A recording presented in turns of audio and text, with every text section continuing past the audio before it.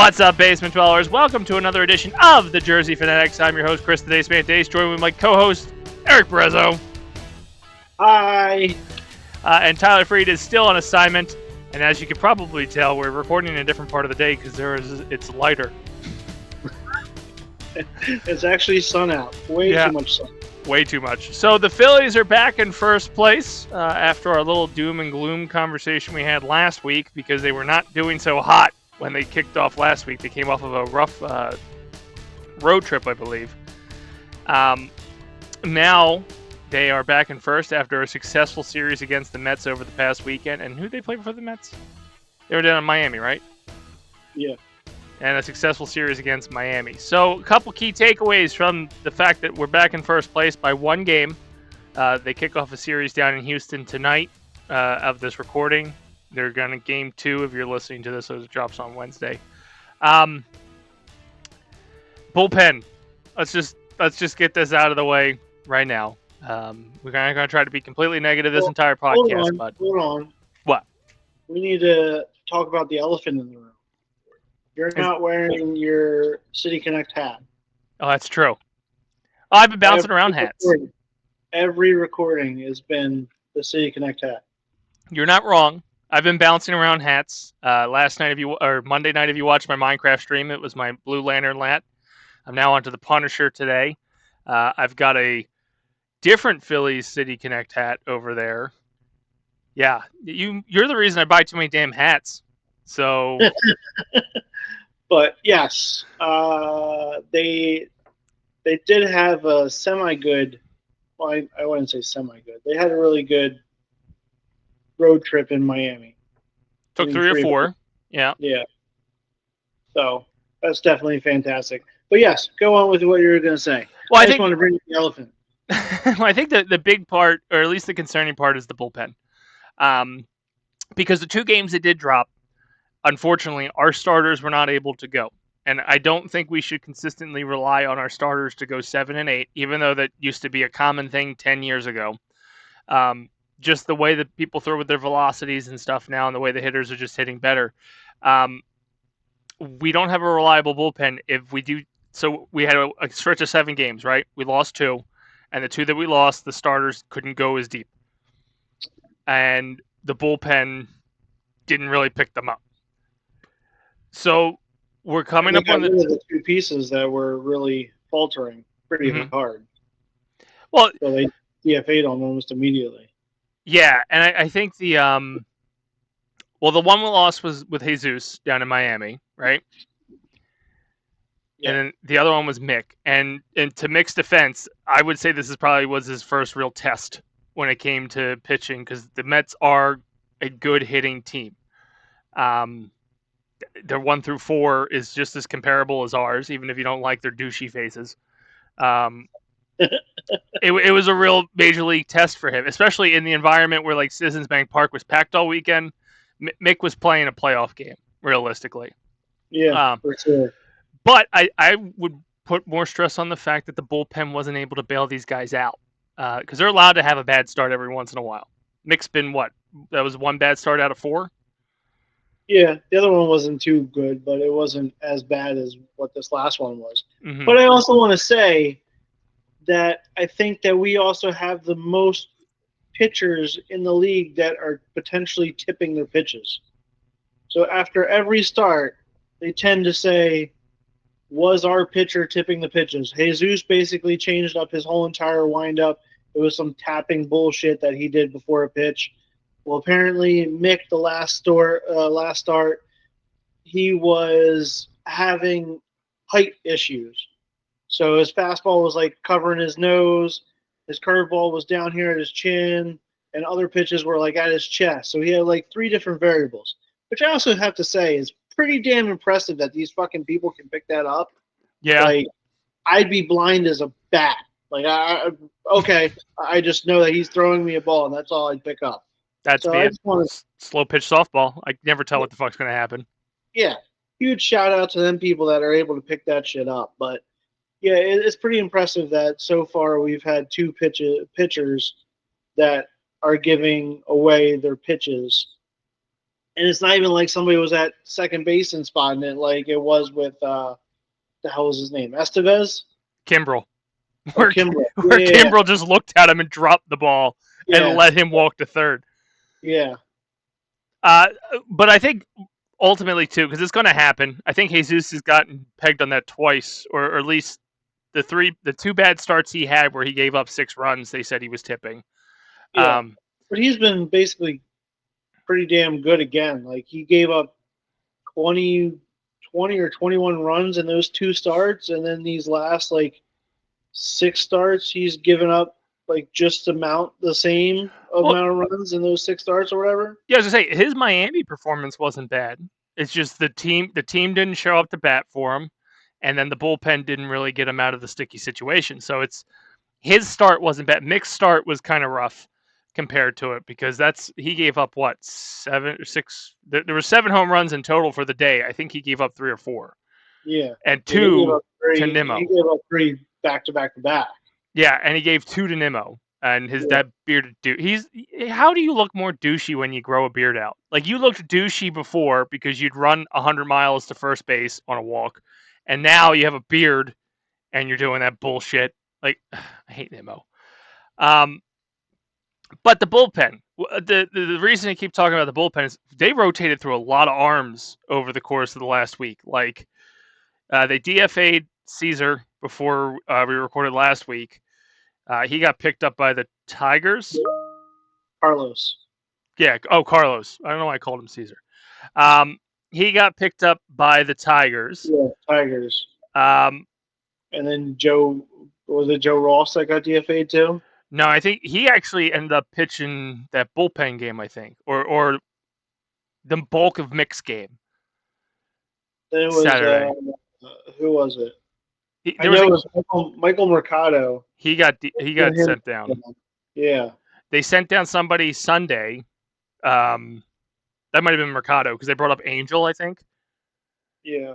Um, so like they did a lot of rotations. They also sent, and not that he's bullpen, Weston Wilson down to AAA to get some bats in exchange for Buddy. Buddy's obviously blackmailing someone. Yeah. It's absolutely insane that he's back on here. But it's like Weston was so he was struggling so much, and it was outrageous. It was kind of like our best friend Taiwan Walker. You're just rolling him out there, and you're hoping that he's going to change, and you know who the hell he is. He was like, he's exactly the same person. You're like, yeah, dude, go out there and hit us a home run, beat Bryce Harper. That's not going to happen. Just like how Taiwan Walker is not going to be Zach Wheeler. Like, it's just not going to happen. You just keep rolling out the same dude. Finally, you put him in the bullpen, but you're still bringing him in high leverage situations that don't make sense. He started an Indian on Friday, the Zach's game against the Mets, and gave up 2 home runs. Like he immediately, like we were up Yeah. 2-0, and then he immediately let them tie the game. And the weird thing is, you're watching this Mets series, and we had the unfortunate pleasure to have all national broadcasts for the entire series. So we didn't get any Tom or Kruk or Tom and even the god awful Ruben. But Well, on Apple TV, you could go to the local station. that was nice, switching it over to Frank, and it wasn't Larry. I don't know who the hell was with him. Scott Fransky and Kevin or whatever. Is it Kevin? Yeah, I think so. I always forget his name. He's the Ruben of radio. But if you listen to the ESPN broadcast, which is awful, the Fox, which is even worse because it's got fucking John Schmaltz, and then you had the Apple, they kept pointing out the things we talk about on our podcast. We're not at that national level, but like as soon as Walker went out, like that was the first thing the people on Apple were talking about, was like, oh, he's trying to find his place with this team. His place is not on this team. Just fucking say it. It's not. Like, you're given the benefit of the doubt of putting you in the bullpen, being a long arm. You couldn't make it through an inning against a team we will most likely see in the playoffs. Like, I don't doubt that the Mets Phillies round 2 is going to happen this year in the playoffs. Hopefully it goes in our favor, but I don't want fucking Walker out there in it. Yeah, I wish somebody would come out and lie and get him the Bauer treatment that he's never allowed to play baseball again. Like that'd be fantastic. He gave me food poisoning from his taco truck, and he needs to go. But it's Something outrageous just to be gone off this team. You yeah, know, but not even to just shit on him, because even my boy Strom has not been as crisp as he's been in the past. Kerkering is all of a sudden the savior of the bullpen, which is terrifying. Um, yeah, but he goes on these runs too, where he goes like 26 innings of no hits or no runs, and all of a sudden you're like, holy shit, he's amazing. And then mhm. he gives up like 3 home runs in the inning. You're like, what the hell just happened? The dude's been amazing this whole entire time, and then he just gives up 3 home runs. What the fuck? Yeah, like so the bullpen, if you truly play these teams in the off season or in the postseason, and it comes down to the bullpen, I'm terrified. If the starters do starter things, I think Tyler said it in our chat, which since he's not on the show, I like to bring in his conversations he has there. If Nola comes back and does Nola good things and is like not tired for the postseason, that's fantastic. Sanchez and Suarez, well, we still have Suarez at that point, and then you have Mick. It's starting. I feel comfortable, but the problem the last couple of years is starting has gassed out. Even if they didn't gas out immediately, by the time we got to the World Series, they were gassed out. And you But I have think a very unreliable bullpen to back them up. what the conversation that you said about Tyler, I think he brought up a great point as well with the him saying that like with Nola being basically like shoved to the IL for so long that he could potentially come back fresh, and that could give some relief to everyone else on the team as well. So today's the kind of day that you wish you had Nola because he loves the freaking 100-degree weather. So even Mm-hmm. though they're out in Houston, but still, like today's the day that you wish you had him. So I guess the thing we'll be talking about hopefully sometime in the coming month is we made some good moves for the bullpen because I think that's our weakest position right now. I don't know what we're gonna have to give up to get it because it seems like most teams, whether it's starting or bullpen, needs pitching. I don't think many teams are out there clamoring for hitters right now. Um, I don't think we are. Houston, Houston's the only one that has come out and actually said we're looking for a left-handed bat. So that's the only thing that's scary because of Schwarber. So that like in the Um, off season. So that's the only thing that has me worried is that because we're there's gonna no lose him to Houston? yeah there's no other left-handed bat that's better than Schwarber. So they didn't say they need a position player. They just said left-handed bat. Who is their DH? I have no idea. Yeah, I don't. I actually don't know much about their team since we've played them. Yeah, they've Um, been or not releasing, but they've been changing it up, and the only one that's really still on there is that fucking Fraber Framber, Valdez that we're playing tonight. Greasy Palms. That's who it is. But one other thing I want to talk about. Not all bad things have coming out of this team. Like I said, they're in first place, so we should be happy about that. Granted, that all can change tonight when they go down to Houston and the Mets play the Braves again. I was just looking to see who they play. Yeah, they play the Braves. Hopefully, the Braves It's go up to City Field. Strider. Strider up at City Field. So that's another Yeah. thing where I think this week the Mets are getting two of their starters back. Yeah, Montaz. I don't know if he was a starter previously or if it's a person they're bringing up, but he has a 0.00 ERA and zero wins or losses. It So might be this is someone his first start. because they've got Senga's on the IL, and then they had two guys that are coming back at some point this week. So like their starters have been quote unquote devastated. Um, Yeah, he was but activated for 2025 MLB debut. tonight, Yeah. I know. Yeah, I mean, you would hope the It's a weird situation, but you hope the Braves win. If they go into City Field and sweep them, it puts them back in the race because they're only what 6 behind, 7 behind. Yeah, I'm not much behind you. Um, But for us looking forward, the one thing I want to talk about before we get into the series up that are upcoming, because they're on the road for the next couple weeks, the All-Star game. So last year, 8 Phillies went. This year, none. I'm sure someone like Zach or maybe Sanchez. Yeah, I was gonna say maybe Sanchez, but Zach may do it. He may be the only one, but yeah, there's nobody getting pushed at all this year. Which is kind of bullshit, because last year I would have said Trey wasn't the best shortstop in the National League. I still, it pains me a little bit to say it now, but I think he is, because when you vote for All-Star, aren't you voting for the guy that's hitting? Like Yeah, you're not going for defense in an All-Star game. Trey's the best offensive shortstop in the National League right now. yeah, for So, sure. And he's also the one that's giving you the most for shortstop wise across. Like they did that. What I showed you the other day about all the shortstops that were signed in that free agent class. He's the mhm, best out of all of them. yeah, and then also, not saying that they're the best, but Bohm is definitely the second best third baseman in the league right now, behind Machado. He's better than Max Muncy. The Dodgers are Yeah, getting the Phillies treatment this year when it comes to All-Star voting. Um, and Schwarber, I think, is kind of bullshit. I think he's the second best DH in the National League.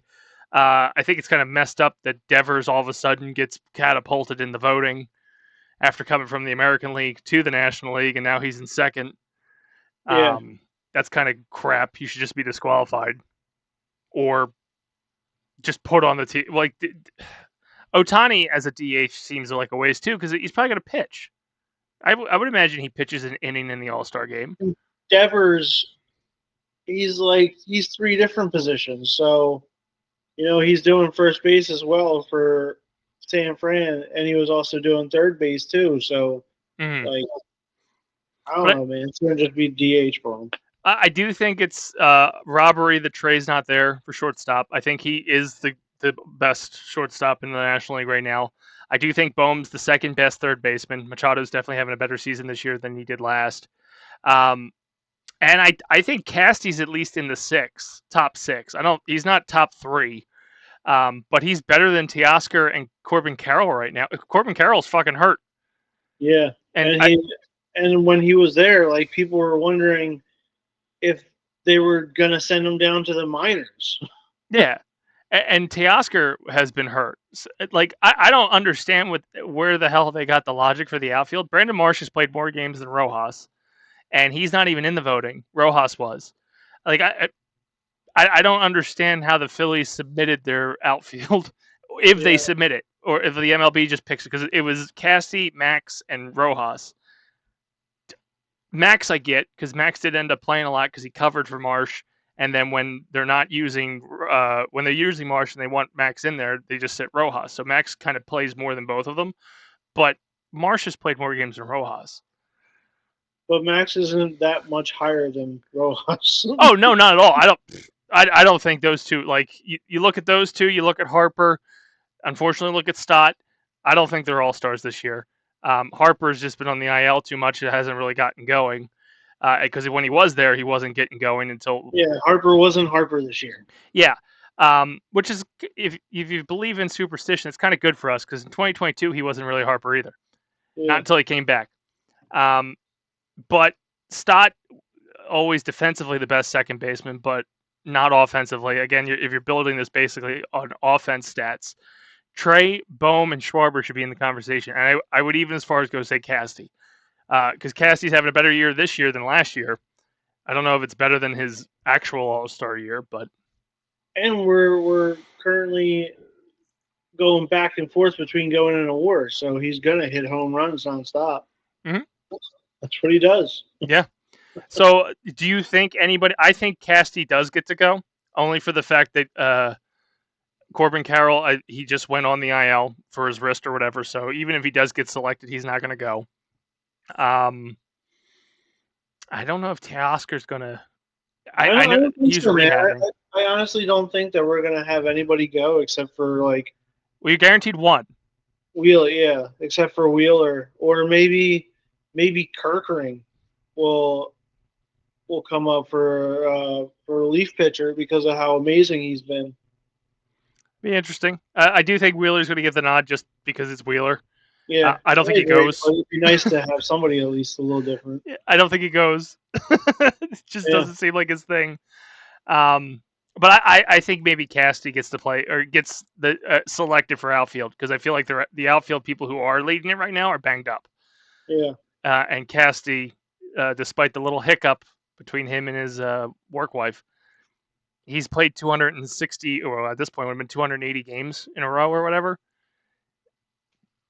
So His like, his work wife well, you know, real angry too. his mom got all pissy. Oh, Hey, if the president can say Iran and Israel are fucked up live on TV, whatever Casty said couldn't be that bad.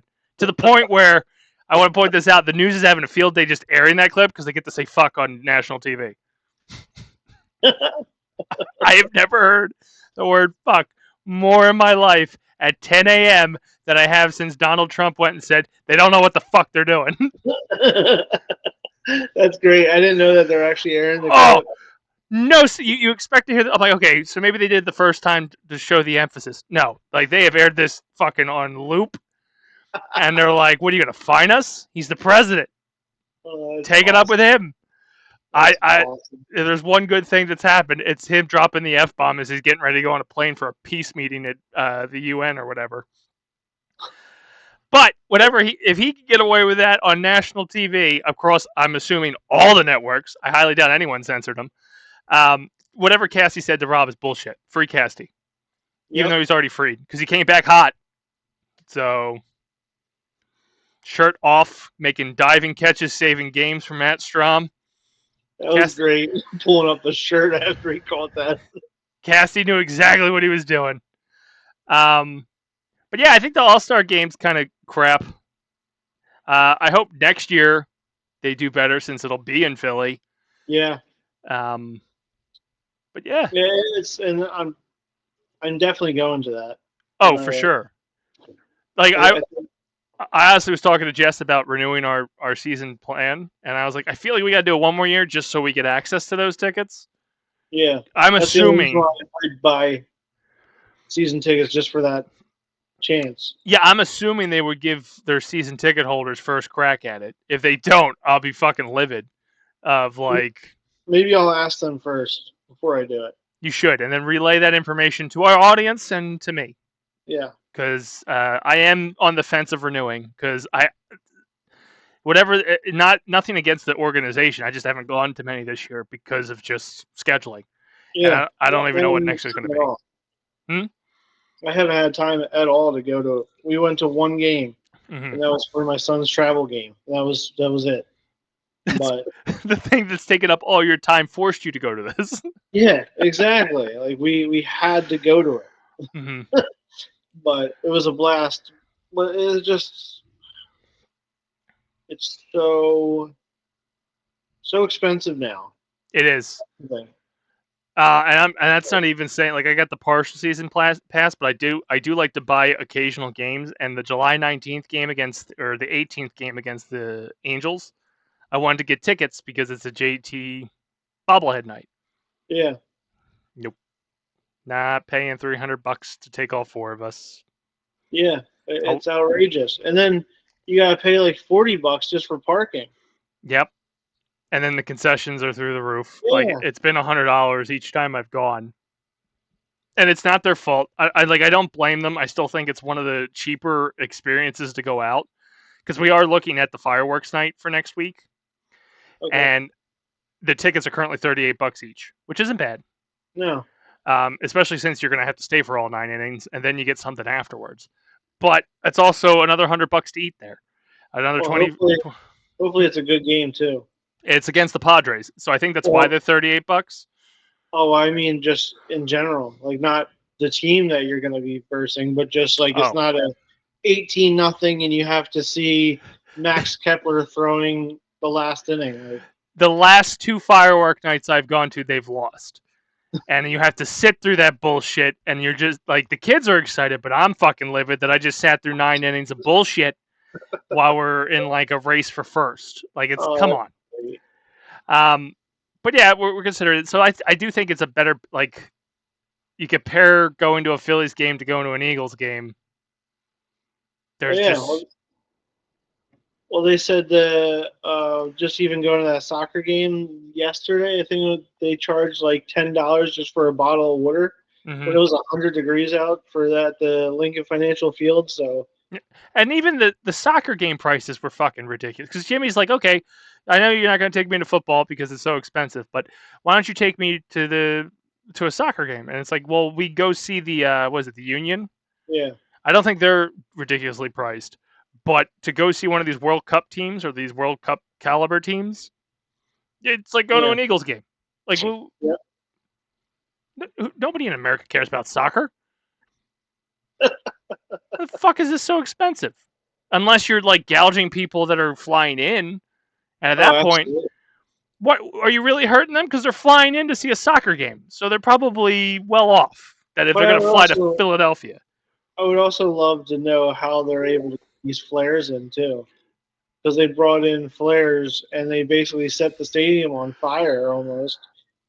yet And try to walk in with a Gatorade, yeah, I know. Try to walk in with even like a what did they take from Amber the one year? We went sunscreen. to no hand sanitizer. It was like 2021. So it was like a bigger bottle of hand sanitizer, Mm-hmm. and they're like, "Nope, you're not allowed to bring that in. It could be alcohol." And she's like, "Yeah, it is alcohol because it kills the germs on the hands." It gets the job done quicker because it's a higher proof. Yeah. So yeah, but yet these people are allowed to bring in flares. Soccer fans are crazy. That's probably why. Like, I know Philly gets a bad rep for their fan base being a little aggressive. Soccer fans are aggressive, and you don't know what they're saying. They just yell. Either they're yelling in British, or they're yelling in fucking some kind of Spanish. They're just super aggressive fans, and as an American, it's terrifying. I get why people jump on the ice train because, like, I see they're soccer fans. Like, that's the people you need to deport. The fucking people are crazy, Yeah, and we this know train some. tracks. Well, we know some. Moke, he's one of those nut bags. You Yeah, can't for sure. deport him. You just got to send him back to what, Mantua? For our national listeners, that's a town here in New Jersey. But like, it's just soccer fans, man. But All-Star games coming here in 2026. I do hope we get a chance to go. I would definitely like to go to the Home Run Derby because that always seems like that, and the celebrity softball game always seemed fun to me. Yeah. Maybe Um, we'll be a big enough organization by then that we can get press passes. Well, I want to play in the softball game. So I got a year to get like famous because I'm not playing in the celebrity softball game when it's in like Kansas City again. Oh, my Paul Red. Fuck out of here with that shit. Um, but other things we got to talk about. They do have a series coming up against Houston tonight, so it's a 2022 World Series rematch. Even though the teams, well, one of the teams don't look anything like it did in 2022. And then where do we go after that? I was Down just to looking at I'm not Atlanta. sure. I think we go to It Atlanta. is Atlanta. Yeah. All right, so it's kind of an important week to maintain the lead. It's a hard week. It's And I then think come back and play freaking Padres. Holy shit. yeah. So it's a tough schedule coming up, and really it's a playoff schedule if you think about it. I know the Braves aren't in it right now, but this NL East has been tough and usually secure three of the fucking positions in the playoffs the last 5 years anyway. What do you think we do tonight against, or at least for the series with Houston? Do you think we win the series, or we think we're going to drop it? We seem to suck when we're away from home. So I think we're going to go 1-2. And I think today's going to be a loss, Mm-hmm. unfortunately, just because for some reason we can never figure out Framber, Valdez. yeah. Yeah. So we'll lose that, and then we'll win tomorrow, and then lose the rubber match. See, I think I'm going to go the opposite. I think we're going to win the series. I do think we lose tonight. Like you said, for whatever reason, we can't figure out Framber. It's also a travel day. So it's. I do think they lose tonight. I do think they bounce back and win the next two. I think they're going to stress the hell out of us because I think we're going to lose tonight, and then the Mets are going to win. and then we're going to be tied for first again. It's going to be like this for the next couple weeks of just like, God damn it. Oh, God damn it. Oh. Yeah. And then we go into the Braves, which honestly makes me a little nervous because I think Mick has to pitch down there. So this is like his second test. Mick is game one against them. Yeah, so this is his second test of like games that really matter. Even if like we were last place, Braves and Mets, you have to win. So there's an added pressure there just by them being a rival of our division. But can we also talk about the other elephant in the room, that Rob Thompson and the organization seem like they're completely out on Painter all of a sudden? That it went from we can't wait until we get him up here, and we can't wait until we see like what he's able to do, and then all of a sudden he's in AAA and he looks terrible, and now it's like it's turned into, well, we're going to give him as many starts in AAA, and he's basically got to earn their basically bump up going from AAA to the majors again. See, I don't think that's so much being down on Painter and more so lucking out with Abel. Because if you remember, Abel last year was awful in AAA. He had like a 6 ERA. He was getting lit up by everybody. And then he comes up here, has an amazing debut, and out of the 4 or 5 games he's pitched, he's really only had one really shaky start. I think that's just them having the benefit of time. Like it just caught me off guard because I thought they were like, no matter what, like whatever. I forget what the All-Star game is, but whatever that date was, it was circled in the calendar that July 14th, Painter is coming up here no matter what. Now it's like, maybe it's going to be a little after that. I think he would have if Mick didn't do as well. Yeah, I think he's. No, I was gonna say, I think he was the saving grace of like, all right, we don't have to rush Painter up. And we're good. Because you think about it, if Mick bombed, we're now back into that fucking Taiwan 5th start, which is a guaranteed loss. Even though if Mick, let's say he had 5 starts, he went 1-5, they would prefer an 0-5 or 0-6 or whatever the fuck it is. They would prefer Taiwan because of his contract just to pitch. Even if Mick had some redemption or like a 2 or 3 game redemption. Just because Taiwan's contract. Now they've got such wiggle room that Mick's actually decent and is a 5th starter. And as a 5th starter, everybody feels comfortable with him there. Painter, I still think, has a chance coming up at All-Star. If not, end of July. Because I still don't think Ranger is destined to go into August with us. Because everybody's talking contract extensions. Like Schwarber's obviously the top level everybody's talking about, even though I think he should be second. Then JT. And you don't really hear much about extending Suarez or even having conversations about his contract. So I think Suarez is got one foot out the door, mainly because we talked about this. He brought Boris on as an agent, so that's going to be a pain in the ass right there. And he's pitching better.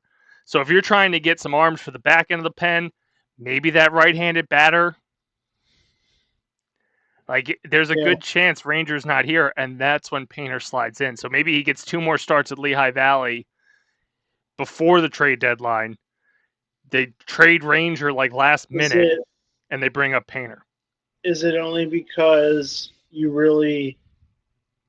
normally don't have 2 lefties in a starting rotation, so they don't really want the 2 lefties in the starting rotation? Could be. I got to be honest with you. I don't remember who's right, left when it comes to our pitching. Jesus is the other lefty. So it's him and Ranger? Yeah. And then Painter's a righty? Yes. All of them are righties except for Ranger and Jesus as our starters. Yeah. I think the only lefty that we have in our bullpen is like Tanner Scott and Tanner Banks or whatever. The Tanners. I just think our biggest trade piece right now is going to be Ranger, especially if Ranger keeps up the progress he's been doing. He's been doing a lot better. So yeah. I don't know who he gets, like who we get with him, because I think we need at least one quality reliever. I don't think they'll ever name a closer, even if they brought a closer in, because Topper's just all about closer by committee. And they keep talking about needing a right-handed bat, even though I think our bats are like meh. They're not bad. Like, I'm not going to complain about our batting, especially when you have Harper in the wings waiting to come back, and even mediocre Harper is better than half the league. Mm-hmm. I don't know. I do. I think, like I said, I really don't think Ranger's destined to travel with this team after August. And if he does, I'd be shocked that we couldn't get anything for him. And I'm very curious as to why they're playing Otto so much. I feel like he could potentially be a trade piece as well because they're literally shoving him in every single like available spot. Hey, you want to play third base? You want to play first base? You want to play left field? You never did that before? Yeah, figure it out, man. It's fine. I do think they're highlighting him because I do think Ranger's going to get paired off with a batter, and they don't necessarily want to give up Crawford or Miller. And if you can make Kemp seem really good, I don't think they even want to give up Marsh, to be honest with you. Like, I know Marsh he's doing way better since May 1st, but I don't think they want to lose him. Yeah, no, I agree. They seem to really like him and really high on him, but yet they asked for a new center fielder every year. So I don't know, man. Well, to be honest, I'm cool with a new center fielder. Marsh would make a great left fielder. Hell, Marsh could make a great right fielder, and Casty could play left. Like, you have the pieces to take care of the corners. I get them wanting a center arm, which I think you have in Trey Turner, even though they won't do it, out there in that field. Rojas, I feel like he gets worse every goddamn year. Yeah. And like, you hung your hat on him being a great defensive player, and his defense has gone down because he's trying to. He's got to be in his head or something. Like, that's a guy that would benefit probably from a change of scenery. As much as, like, I'm sure the organization would hate to lose him because he is supposed to be a defender and a decent bat, like a back of the lineup bat. But maybe he's just not destined to be a Philly. Yeah, no, I think it's too much pressure on him. He can't handle it. Mm-hmm. I mean, Boa made the comment at the beginning of last season. If you're complaining about your ninth hitter having like a 200 average or whatever, you've got bigger and it just, the bad thing is everybody ahead of him is not doing to their top potential. Stott's gone down. Marsh is bouncing. Actually, they're all bouncing back now since like the May 1st or whatever that arbitrary date they grabbed and said, all right, now they're all hitting 300. Now there's an interesting option of trade too. Stott. You're going to hurt some feelings of people who listen to this and are a part of this. I know, but that could be interesting if you can package him and Ranger, and then you bring up Aiden, and he's your shortstop, and Trey Turner stops being a bitch and goes over to second base. See, I think that's where you don't lose Stott, because I don't think Turner's ever going to move to second, because second just feels like a fucking demotion. For whatever reason, everybody always just assumes second's a demotion when you go from shortstop to second. I mean, because it's less on you.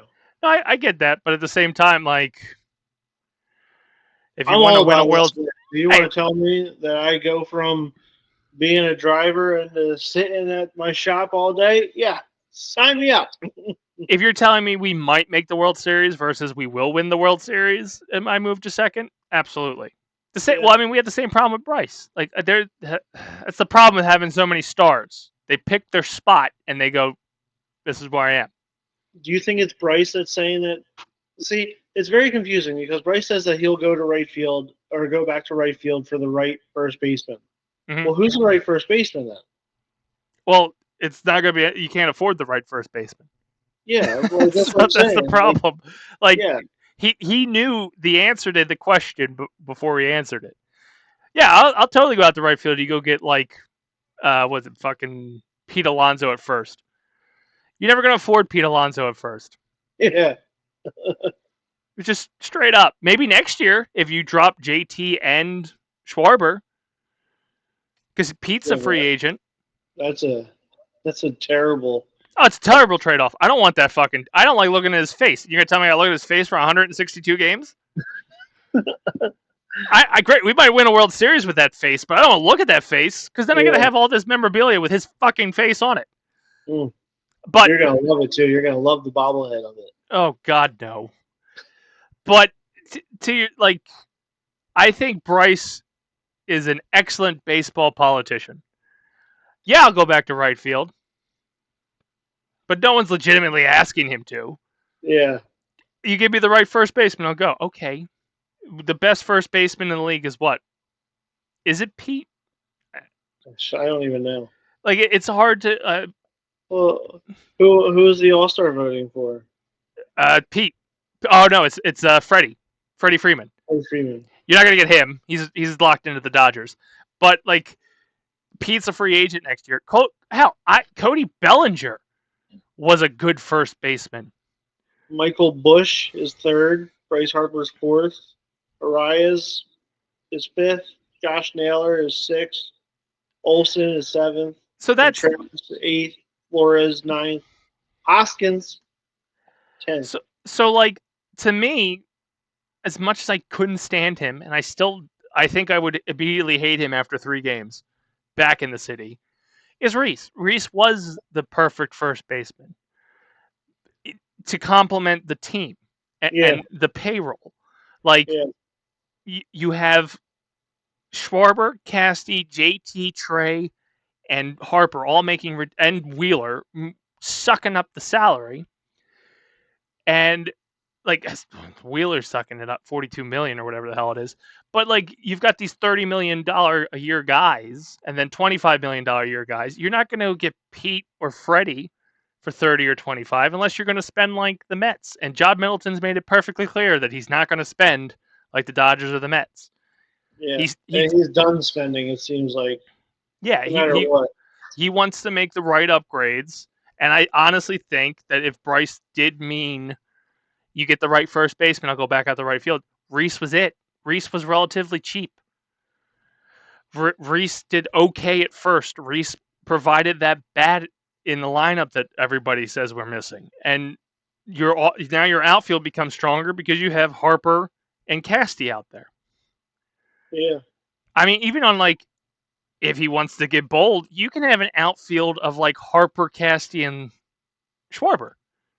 Because I'm sure like it's going to be a weird running because they're not all like that speed, but you now have flexibility, and he immediately shuts that down by saying, "Oh, get the right first baseman." You obviously think it's you. You think you're the right first baseman for first base, so that's why you're not going back out in right field. And I think you run into the same problem with Trey. Like if Trey, I don't think we're hurting so defensively that moving Trey to center field is going to make a huge difference. Like we're not going to save 1,000,000 runs because he goes out to center field. But is there a better shortstop that adds to the bat lineup for a cheaper price? I don't know if he adds to the bat lineup, but he definitely adds defensively. Like what if you isn't CJ Abrams a shortstop? Yeah. What have we got him? There's zero shot. No, I know, but he's probably cheap because I think he's technically. Yes, the Nationals don't want to get rid of him. No, I get that, but maybe if they get a starter like Ranger and a piece like Justin Crawford or whatever, maybe you get CJ. If you got CJ, is it worth moving Trey to the center field? I'm not saying like he's not moving. Like our infield is set until Stott and Bohm hit free agency. Yeah. But it's just like if you're truly committed to winning. Oh yeah, there's a lot that can be done, but even if you want to put on the illusion in spring training and just have Trey play a few games in the outfield. It's like, we gave it a try. It wasn't really working out, so we put him back at short. All right, at least you tried. It took 2 years to get fucking Schwarber out of the goddamn leadoff spot. And they're doing so much better with Schwarber not in the leadoff spot. Yeah.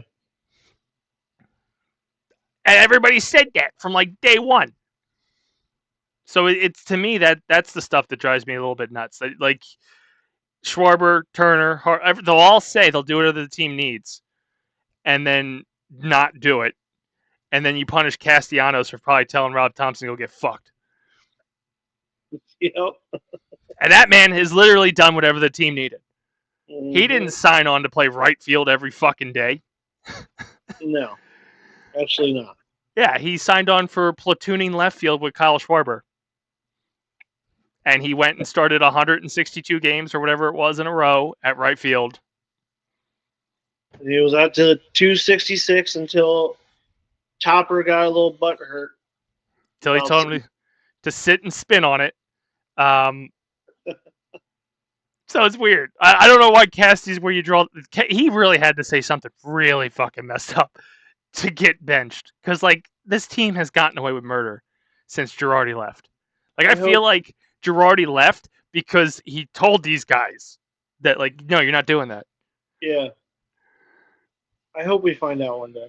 I hope the moment he leaves, or, you know, when they put him on the Wall of Fame for a swag, it won't just be Nick Castellanos. It'll be Nick Castellanos' swag. He gives a speech where he goes, "Oh, I told Topper to go fuck himself, and that the Holocaust was a lie." Like, it has to be something completely. Like, it needs to be that outrageous. Yeah. For it to be like, oh, I get. That's why he sat you. I get it. I totally get it. Any final thoughts on this week's episode? We talked about you. You think they're going to go 1-2 with Houston? What do you think they're going to do with the Braves? Reverse 2-1. 2-1. So they're going to win that series. I think they win both series. I think they drop tonight, or if you're listening to this in the future, maybe I was right, and they dropped Tuesday's game against Houston, and I think they dropped Mick's game in Atlanta, unfortunately, because they're gonna play balls to the wall for the 2 games in Houston, and then go to Atlanta, and just it seems what they do: balls to the wall, drop off, balls to the wall, drop off. Yep, every time.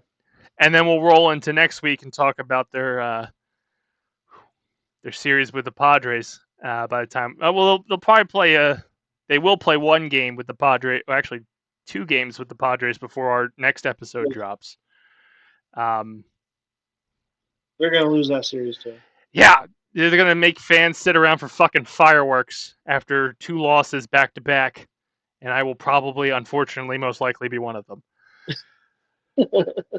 And then I think we're into the All-Star break after that next week's episode. So we'll still be talking Phillies here on the Jersey Fanatics. Let's hope we have somebody that's actually on the Phillies that's going to the All-Star game.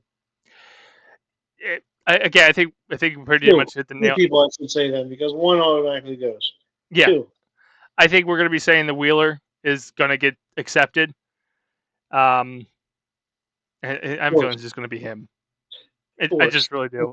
That, or like Casty, because the outfield's they take 6, and I'm just assuming that all 6 of them are not healthy. Well, we know 1's not healthy, so there's a chance that Casty sneaks in, and maybe. So before we edit, do you think Schwarber does the home run derby? No. No? Do you think anybody from the Phillies did the home run derby? No. It's in Atlanta. No. Nobody feels confident enough? Bohm goes to take his title? No. No? No, I don't think there's really any. Like, Schwarber's obviously a big hitter, but I think he did it and he's done. Dark horse, Johan Rojas will be there in the home run derby. Listen, no one ever thought Bohm would come as close as he did, so why not? Hey, you didn't let me finish. He'll be out with the kids catching the balls in the outfield, practicing his defense. That's going to do it for us this week on the Jersey Fanatics. Anything to plug, Mr. Berezzo? No. All right, I got Minecraft Mondays on twitch.tv/Basement Protocol. We've been playing Gex on Thursdays. Limited Run released the Gex trilogy, which is pretty awesome on Steam. I got the collector's edition coming for the PS5 at some point, but I was impatient and also bought it on Steam. And we may throw in a couple other streams here and there. I do want to play the new Donkey Kong Bonanza at some point. If I get a Switch 2, we'll see.